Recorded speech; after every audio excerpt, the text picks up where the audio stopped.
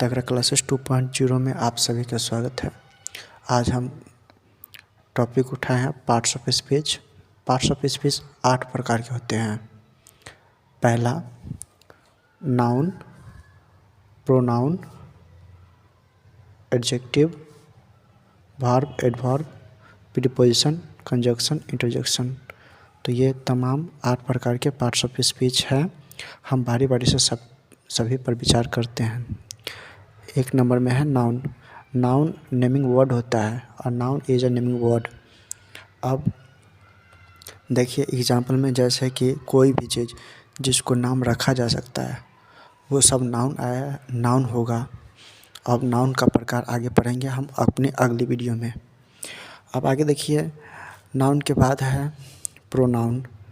Noun का example देखिए, उदाहरण इसका Mohan, Radha, water, India, country, village, etc और भी है। प्रोनाउन देखिए दूसरा number, pronoun is stands for a noun. Pronoun noun के बदले यूज किया जाता है। जैसे कि कभी कभी होता है क्या, नाउन का रिपीटेशन को रोकना होता है, तो नाउन की रिपीटेशन को रोकने के लिए हम लोग प्रोनाउन का यूज करते हैं। प्रोनाउन का एग्जाम्पल देखिए, I, we, you, he, she, it, they. ये अब प्रोनाउन का प्रकार आगे पढ़ेंगे तो इसके बारे में विस्तृत जानकारी उसी वीडियो में आपको मिलेगा।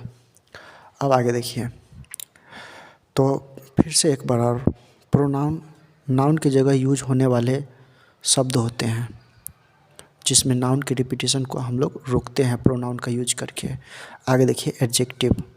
एडजेक्टिव देखिए तीसरा नंबर पर है adjective. And adjective qualifies a noun और अ प्रोनाउन। एडजेक्टिव क्या होता है कि नाउन और प्रोनाउन का, कोई भी नाउन या प्रोनाउन है उसको क्वालिफाई करता है। इसको हम दूसरे शब्द में क्या है, तो ये एक्स्ट्रा वर्ड होता है जो नाउन से पहले भी इसका उपयोग होता है।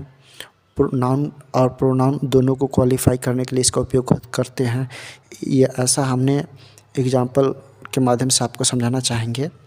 देखिए गुड, तो अब good, fast, bad, beautiful, sweet, black, strong, weak, etc और भी है। तो इस सब से एग्जाम्पल बनाया जा सकता है आसानी से। जैसे यू आर गुड बुआ, तो यू आर गुड और बुआ, तो बुआ से पहले आया है गुड, यानी गुड इसका एडजेक्टिव हो जाएगा, उस नाउन का एडजेक्टिव। नाउन कौन है? बुआ। ठीक है, इस प्रकार। चलिए आगे देखते हैं 4 नंबर।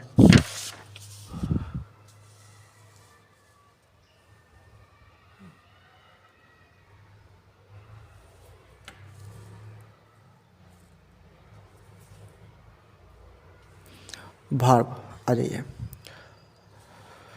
देखिए वर्ब, वर्ब क्या होता है? Verb denotes an action, possession, relation और a state of being.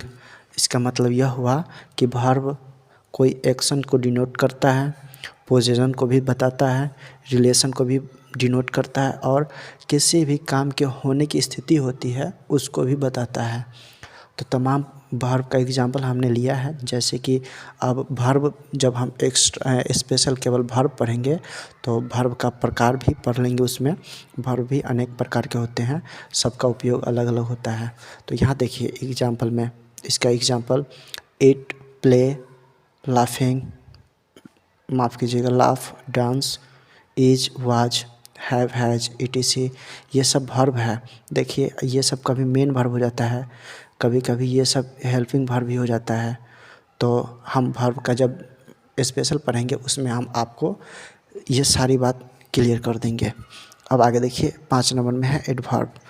Adverb, an adverb adds something to the meaning of a verb, an adjective और अनदर एडवर्ब। अब एडवर्ब एक ऐसा वर्ड है जो कुछ मीनिंग को जोड़ने का काम करता है। वो वर्ब में भी जोड़ सकता है, एडजेक्टिव में भी जोड़ सकता है और कोई दूसरा एडवर्ब में भी जोड़ सकता है। तो इस प्रकार से हम इसकी डिफिनीशन समझ लेंगे। अब देखिए इसका उदाहरण देखते हैं। नाउ, ये भी अनेक प्रकार का होता है। एडवर्ब स्पेशल भी पढ़ने के लिए आता है। तो एडवर्ब का प्रकार जितना जो आपको पार्ट्स ऑफ बॉडी बताएंगे ये सब अपने अपने सिलेबस में ये सब अपने आप में अलग अलग पढ़ना होता है और सबका अलग अलग प्रकार भी है। अब आगे tomorrow, never, slowly, therefore, there, very, enough, etc ये सब आपका एडवर्ब है। अब देखिए preposition. Preposition it shows the relation of a noun और a pronoun to some other words. इसका मतलब हुआ कि प्रीपोजिशन ऐसा वर्ड होता है जो नाउन या प्रोनाउन के रिलेशन को दिखाता है कोई दूसरा वर्ड से। ठीक है, जैसे कि देखिए in, on, into, at, of, to, with, without, etc ये सब है आपका प्रीपोजिशन। जैसे हम एक एग्जांपल लेते हैं प्रीपोजिशन से, there is a book on the table. तो बुक टेबल पर है, यानी टेबल और बुक के बीच रिलेशन को दर्शाने का काम कौन कर रहा है? Preposition on. तो इस प्रकार से हम सभी को बारी बारी से अगले वीडियो में पढ़ाएंगे सिलेबस वाइज। आगे देखिए, अब है कंजक्शन। कंजक्शन देख लिया जाए। इसका definition, it is use to join words, phrases, clause और सेंटेंस टुगेदर। देखिए, अब कंजक्शन क्या होता है? कंजक्शन का प्रयोग किया जाता है वर्ड को, फ्रेज को, क्लाउज को या सेंटेंस को जोड़ने के लिए।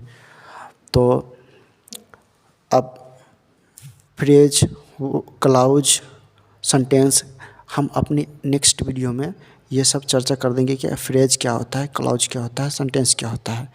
क्योंकि बच्चे को फ्रेज, क्लाउज में थोड़ा सा कठिनाई उत्पन्न होती है, सेंटेंस में भी, तो हम ये अगले वीडियो में बता देंगे। अगर देखिए, इसका एक उदाहरण देख लेते हैं, एग्जांपल, एंड, बट, और, बिकॉज, डैट, etc इसका एग्जांपल है। ठीक है, जैसे कि you are poor but you are honest. देखिए, यू आर पुअर एक सेंटेंस है, बट हो गया आपका कंजक्शन, और यू आर ऑनेस्ट दूसरा सेंटेंस हो गया। तो यानी दो सेंटेंस को जोड़ने का काम बट कर रहा है, यानी बट वहाँ पर हो जाएगा कंजक्शन। इंटरजेक्शन देखिए, इंटरजेक्शन इसका definition, it expresses some feeling और इमोशन। अब ये जो है अचानक फीलिंग और इमोशन होता है उसको एक्सप्रेस करता है, जैसे अल्लास, ओह, आह, हुर्रा, वो, हंस, etc। जैसे कि इस पर एक एग्जांपल लेते हैं, wow we won the match. Match जीतने के बाद हम लोगों को अचानक खुशी होती है, तो इसीलिए वहाँ पर हम वाओ बोलते हैं, wow we won the match. Compile by Nagendra sir, thanks. अगर कोई भी चीज़ समझ में ना आए तो कमेंट कीजिए, उसको सब्सक्राइब कीजिए, शेयर कीजिए।